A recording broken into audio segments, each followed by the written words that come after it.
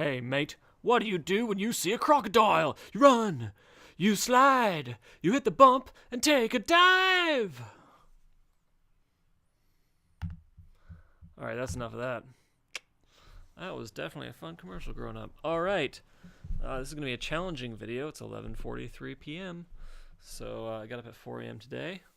Been a long day, been a very fun day, but definitely not the easiest day to crank out one of these videos, especially given the topic I've picked. So, brief outline what we're going to talk about today.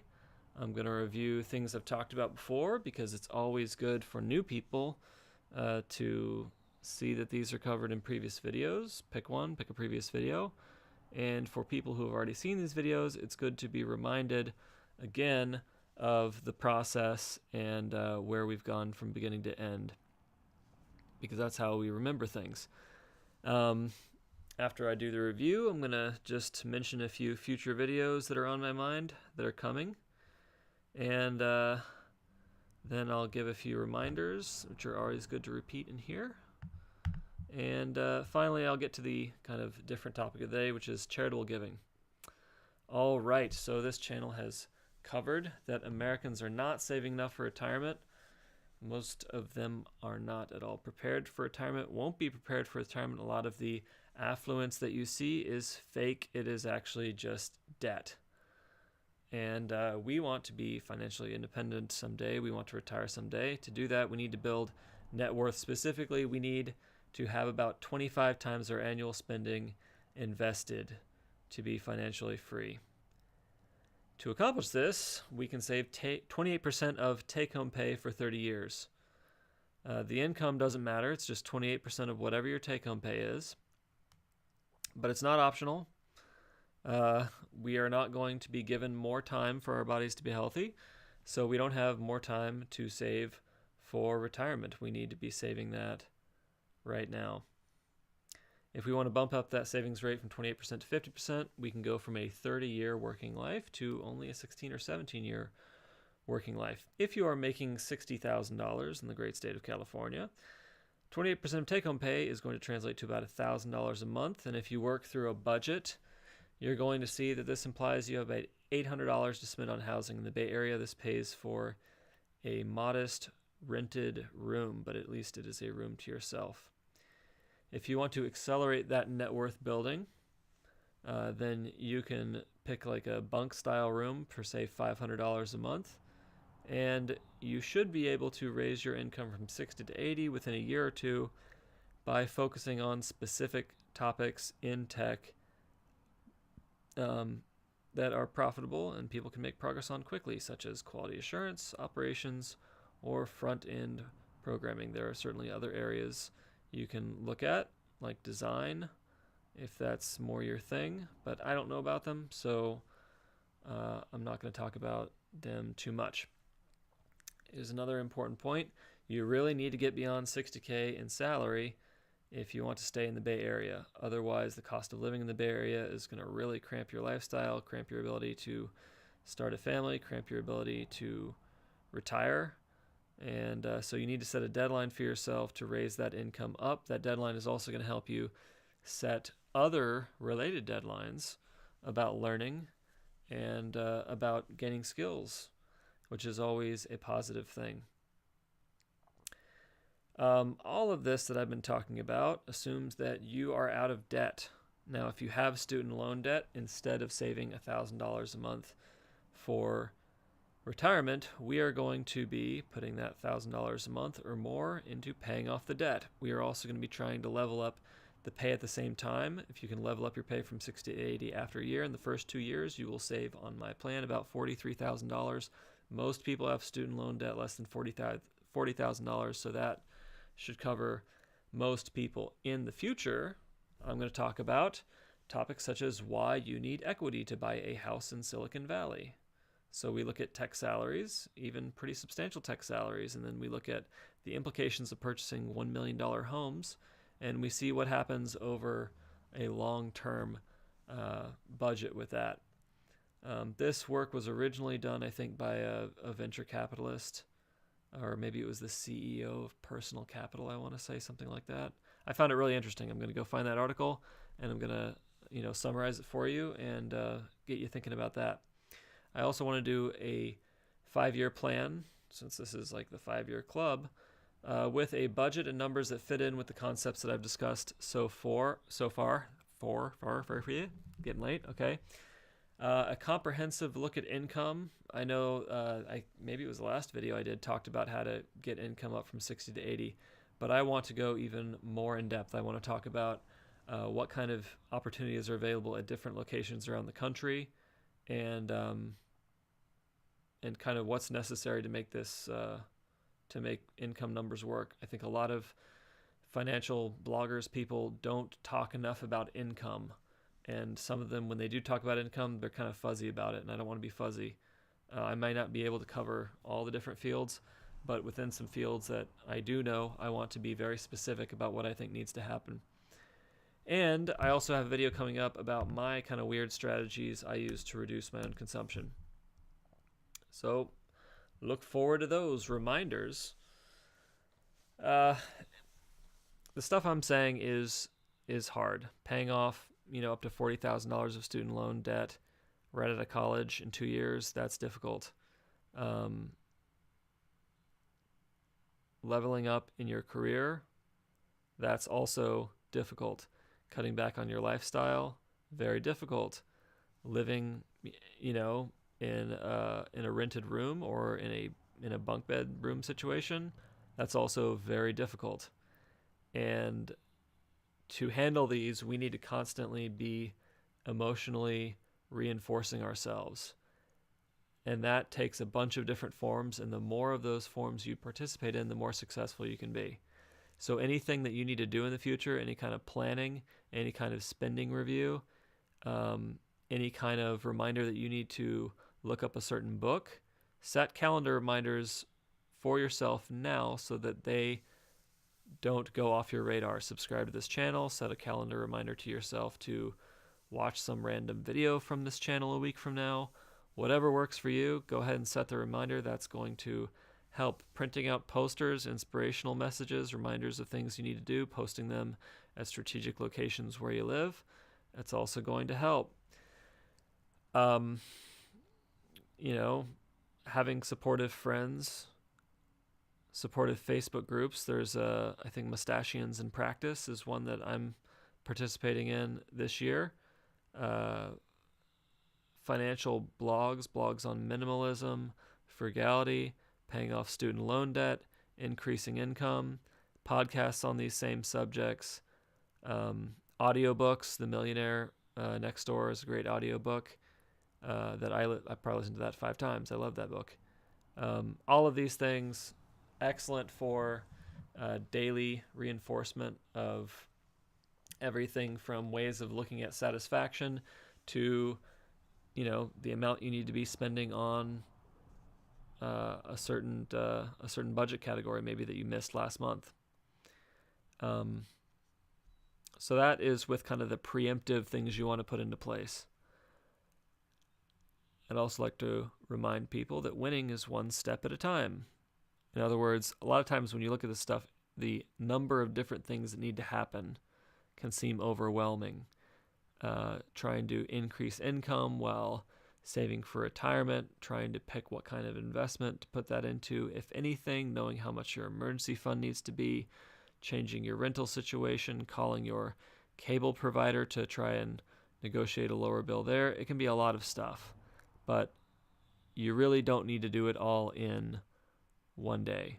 You just need to do it, which is why these calendar reminders help, because you can spread out these different steps over a bunch of different days, and then on any one day, you really just can have like one thing to do. And if you do one thing every day, that's 365 things in a year.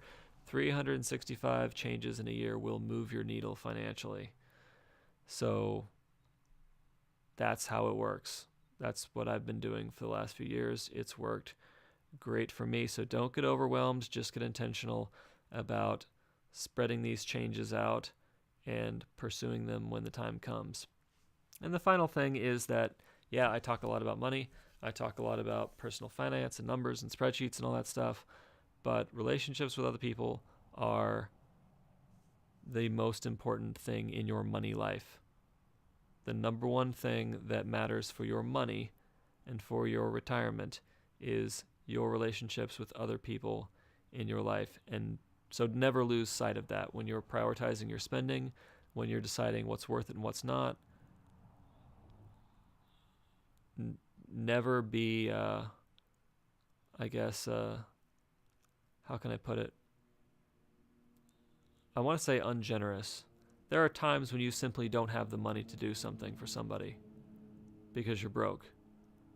And that's just a fact of life. But there are times when you do have you do have enough to do something. I'm not saying spend all your money on it, but you just do have enough to contribute, and never hesitate to contribute. Never hesitate to treat the people in your life well. I've never had a bad budget month because I was helping other people. It's never happened. I always look back at those spending decisions and I'm happy I made them. Which kind of is a nice segue to the topic of this video, which is going to be charitable giving. I really should have discussed goal setting before now, because the specific forms of the future that we can visualize and see for ourselves after we've done some goal setting, those really help us to make the sacrifices necessary to hit the retirement numbers that we need. They're to encourage us to spend the time on the weekend to do some learning that could be painful. Important goals that we can keep at the top of our mind really drive us through a lot of the really difficult parts of this. And so I should have discussed it already. I haven't. Definitely need to make a video on that. But I need to mention it now because it would kind of be silly if you did a lot of charitable giving and your charitable giving did not line up with the big long-term goals of your life. So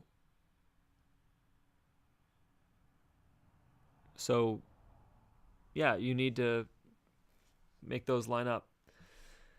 I gotta say, I'm not a great person to talk about charitable giving. I'm not a Mother Teresa. For most of my life, I haven't done much charitable giving at all. But as I have studied personal finance a lot in the last 4 years, it's become clear to me that charitable giving, in whatever form it takes, whether it's your time or whether it's your money and how much money it is, whatever form it takes, it needs to be a topic that you learn about when you learn about personal finance. And there are a lot of reasons for that. But it really comes down to your relationship with money. Money is green paper, but it can really seem like more than that if you're just collecting a lot of it and letting it pile up and trying to get your jollies from the number getting bigger. I don't think that we want to die with a really big number. I think we want to die with a really big impact. But to die with a really big impact, we have to have that goal in the first place. We have to keep that goal in mind. And eventually, if we can build up a big pile of self-sustaining money, we have to actually engineer that money and engineer how that money is being used in order to hit that goal. Some people pick careers that are very generous in nature. Social workers don't make a lot of money in their jobs, but they spend a lot of time helping people. Other people will spend their lives building businesses, and those businesses, sometimes it can be hard to see how they help people to the same degree that a social worker might, but those businesses often do create value, real value for people, and that value eventually, collects under the ownership of a single human. That human invests the money, and then, you've got someone like Warren Buffett or Bill Gates, and they have to decide what are they going to do with this big pile of money. You don't want to leave the big pile of money around, because the people who pick up your big pile of money, who haven't had to earn it, they're likely not going to use it as wisely as the person who built it in the first place, because there's a lot of suffering associated with building big piles of money. And after you go through that, you really don't want to throw the money away on on wasteful stuff, you know. So yeah, like obviously it's a good problem to have. Um, if you can someday build a big pile of money, and then you got to give it away. But you really should be clued in before that happens that giving away money and earning money are about as hard. And what I mean by that is, if you want to give away money efficiently to accomplish goals that you need to get done, it's it's about like picking which personal finance business to invest in that you think will be very successful with people. It's just a different kind of investment, and it's very difficult to do well. So the earlier we begin thinking about, the better shot that we have at doing it well and having an impact. I have a lot of questions in this area, and I'd really like to get involved in more discussions around it. Specifically, looking at, say, anonymous giving. Certainly in religions, there's an idea that anonymous giving is the best way to give. And I definitely understand that, if you're in front of a bunch of people saying, oh, I gave away $1 million, I think a lot of people look at that and they say, you're bragging. I'm not impressed. But there are other dimensions to it. And specifically, I think there's a dimension of impact where it's important to do due diligence on nonprofits. And if there are, say, 6 donors and each donor has to do their own separate due diligence on a nonprofit, that's a lot of extra wasted time. So what people do in the investment world is a lot of times there will be a lead investor who does a lot of due diligence on a new company.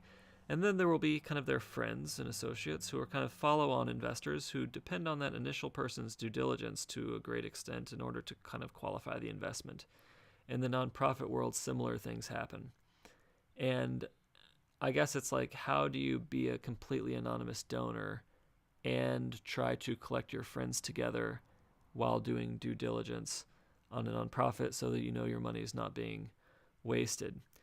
Another aspect is, if you're giving anonymously, you're not modeling good giving behavior for anybody because nobody knows that you did it. And I think that modeling good behavior is something that inspires people to repeat that behavior. So how can you be, kind of a charitable mentor if the giving is anonymous? And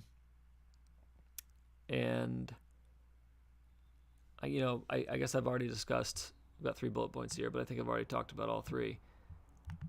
How do people handle those things? I don't know. So I try to be somewhere in between. I try not to kind of trumpet out large donations that I do, but I also try to let people know who are asking for donations that I support them and I'm trying to help them out. So, that's something that's going to evolve over time for me and something I'm going to learn about over time for me. Other than actually accomplishing the goal of a nonprofit, I personally think that charitable giving should be about connecting people. And that's connecting them either because you get more insight into the people you're helping, so you get more empathy, or so that you're connected with other people who manage money well and are dealing with these issues around using that money to create change that they want. I think that's a very natural way for people to become better at this and learn more about it. So if you just kind of anonymously give money into space, well, I mean, obviously it's for a cause, but if you're just sending a check and then not talking to anybody, I think that's a missed opportunity.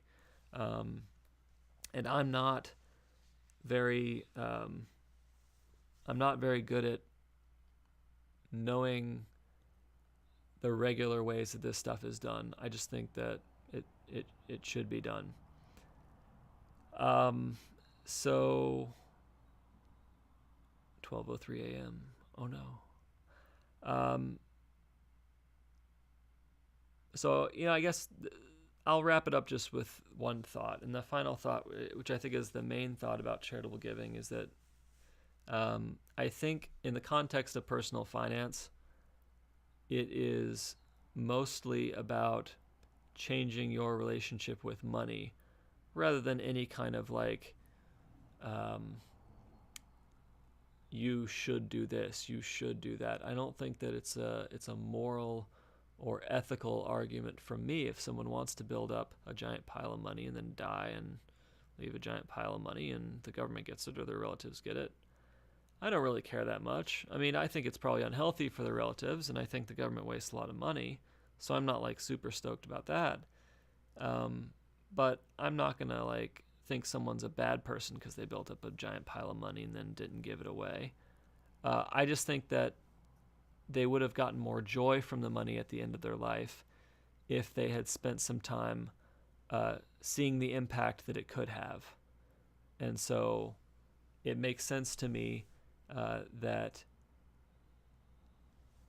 at the same time that you're building up your finances, learning about how to pay off debt and learning about the ratio of your housing, it's worthwhile to start thinking about charitable giving and start thinking about how the uses of your money, beyond simply acquiring services or vacations or stuff, uses of money that make you happy but aren't related to your immediate family or aren't related to yourself.